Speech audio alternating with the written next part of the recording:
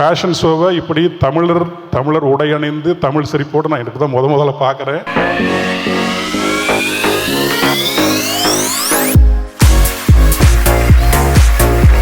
முல்லையும் குறிஞ்சியும் திரிந்த நிலம்தான் பாலைன்னு நம்ம தொல்காப்பியர் சொல்றாரு. ஆனால் இன்னைக்கு மனங்களும் பாலையாயிடக்கூடாது. அதற்காக தான் இந்த நிகழ்வுன்னு நான் நினைக்கிறேன்.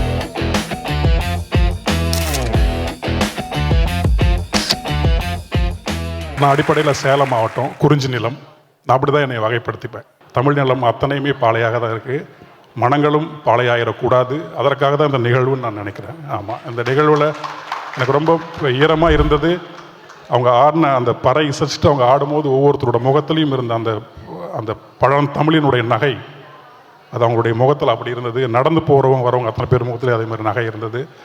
இது இந்த நிலம், இந்த மொழி, இந்த பண்பாடு நமக்கு கொடுத்த ஒரு மதிப்பான ஒரு நகை. அது இங்கே இல்லை, இங்கேருந்து வர்றது. அதனால் இந்த நகையை அந்தந்த நிலம் மட்டும்தான் கொடுக்க முடியும். ஃபேஷன் ஷோவை இப்படி தமிழர் உடையணிந்து தமிழ் சிரிப்போடு நான் எனக்கு தான் முதல்ல பார்க்குறேன். இப்படி ஒவ்வொரு துறையிலுமே இந்த பண்பாட்டினுடைய கூறுகள்லாம் இருக்கணும். மனமாற நான் அத்தனை பேரையும் வாழ்த்துறேன். ஒரு தமிழனாக, ஒரு சேரனாக நான் மிகவும் பெருமைப்படுகிறேன்.